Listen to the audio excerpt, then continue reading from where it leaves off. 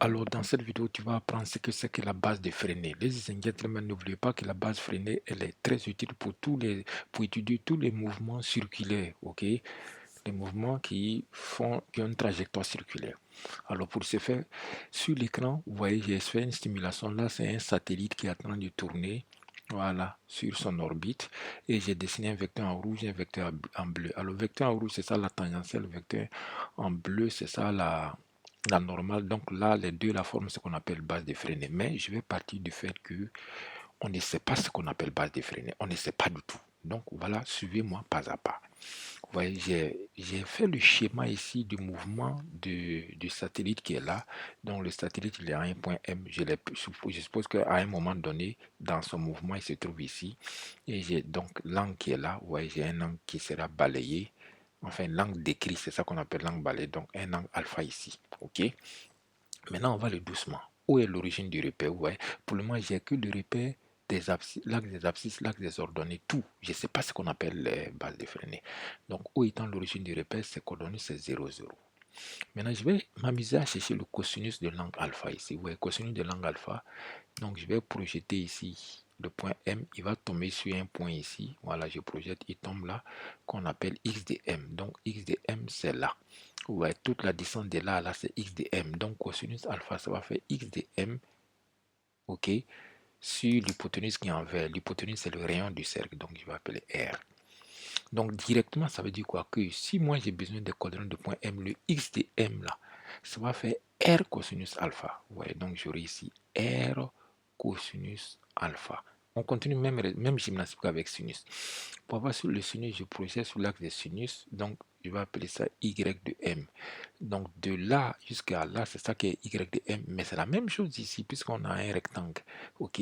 Donc, ce qui veut dire que sinus, ça va faire côté opposé qui est Y de M sur l'hypoténuse en vert. Donc, j'aurai Y de M sur l'hypoténuse qui est en vert. Donc, Y de M, c'est-à-dire si j'échelle le coordonnée du point M, sur Y, ça va faire R sinus alpha. Voilà. Maintenant, je vais essayer de calculer le vecteur OM, c'est-à-dire ça moins ça. Ok, donc ça fait R cosinus alpha moins 0. Ça va nous faire donc R cosinus alpha, rien ne change. R sinus alpha moins 0, puisque ça va faire abscisse de M moins abscisse de O. Y de ordonnée de M moins ordonnée de O. Donc j'aurai R sinus alpha, rien ne change. Très bien. Donc je peux écrire en ligne. Voilà, donc je peux écrire en ligne. Je peux donc dire que mon vecteur OM, voilà, pour faire une écriture cartésienne égale à son abscisse qui est R cosinus alpha fois le vecteur unité I, voilà, le vecteur unité I de l'axe des abscisses et l'autre fois le vecteur unité JD. Donc ça fait R sinus alpha fois le vecteur unité J. Voilà. Donc voilà, cette écriture-là, c'est la même chose que celle-là. Ça, c'est l'écriture cartésienne. Ça, je les ai écrits en coordonnées. Maintenant, on va voir comment on peut trouver la vitesse. On sait que vitesse égale la dérivée du vecteur position OM que je viens de trouver par rapport au temps. Ok? Alors pour faire simple, je ne vais pas dériver ça. C'est la même chose. Pour aller plus rapidement, je vais dériver juste ça. Alors pour dériver ça, on est d'accord que, regardez, quand le point M tourne autour il décrit sa trajectoire, on est d'accord que le rayon, il ne change pas. Le rayon, il est constant. C'est pourquoi on a un cercle. Si le rayon n'était pas constant, on n'allait pas avoir un cercle bien, un cercle comme ça. On allait avoir un truc déformé comme un ballon de rugby ou bien un truc comme ça, voilà. Mais déformé en tout cas. Mais là, le rayon, il est constant. Donc, pas la peine de le dériver. On va juste dériver cosinus alpha. Donc, j'ai fait R. Et j'ai dérivé. Alors pour dériver cosinus alpha, n'oubliez pas, il faut d'abord dériver celui qui est dedans. Donc sa dérivée sort, ça fait alpha point. Alpha point, ça veut dire j'ai dérivé alpha. Maintenant, j'ai dérivé normalement cosinus. Dérivé de cosinus, ça fait moins sinus alpha. Voilà. Même chose ici. Et même chose pour l'échelle sinus. Donc je garde le R. Je dérive d'abord celui qui est dans le sinus. Sa dérivée va sortir. Et je dérive maintenant sinus. Dérivé de sinus, ça fait cosinus. Voilà. Vous voyez, donc c'est ce que j'ai écrit. J'ai essayé de faire maintenant écriture cartésienne. Ça va faire donc moins R cosinus alpha. J'ai oublié d'écrire le vecteur I. Voilà, le vecteur I. Voilà, le vecteur I. Voilà, quand tu écris en ligne, il faut mettre le vecteur unitaire. Donc I plus tout ça fois le vecteur J. Voilà, maintenant, vous voyez, j'ai R cosinus alpha point. R cosinus alpha point. J'ai les deux, vous voyez. Voilà. Donc, je mets en facteur. Quand je mets en facteur, j'obtiens ça. OK? j'obtiens ce vecteur-là. Maintenant, ce vecteur-là, c'est qui au juste? Voilà. Donc, je vais mettre que V, vecteur V, égale à R alpha point.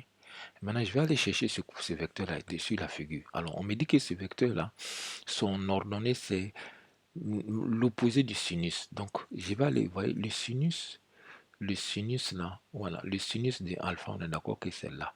Donc, quand je cherche le sinus alpha, puisque je dois le chercher du côté négatif, on me dit moins sinus alpha. Donc, lui, son abscisse, c'est un sinus. Alors, je retourne, voilà. Je vais prendre ça.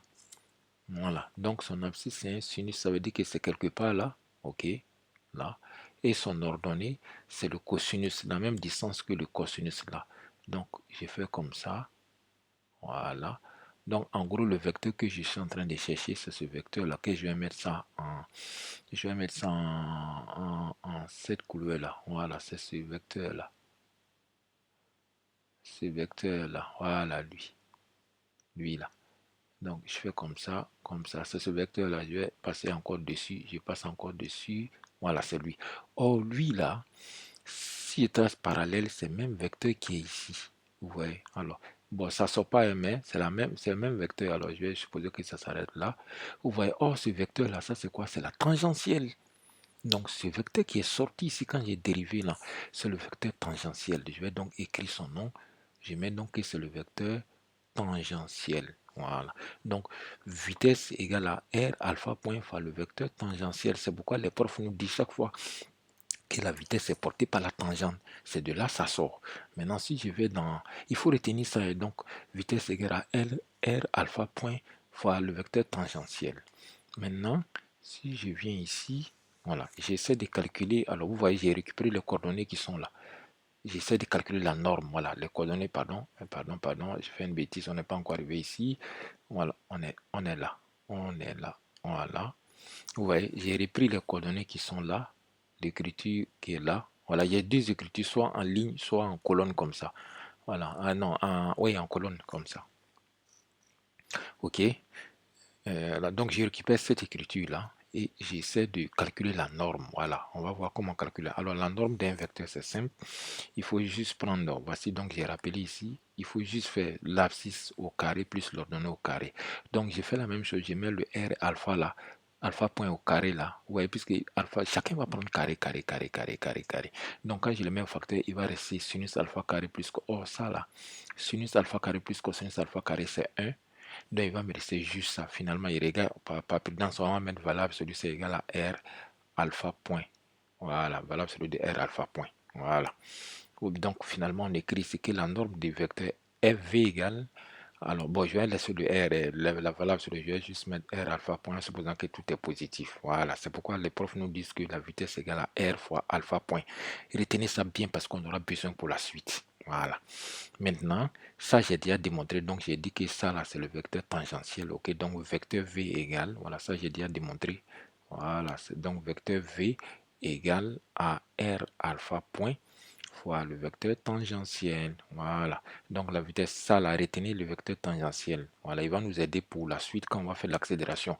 Donc cette vidéo va s'arrêter là. Ladies and gentlemen, sur cette chaîne, nous faisons les maths, la physique, la programmation informatique. L'idée, c'est d'être polyvalent. Que tous ceux qui nous suivent soient bien en maths, soient bien en physique, soient bien en chimie, soient bien en programmation.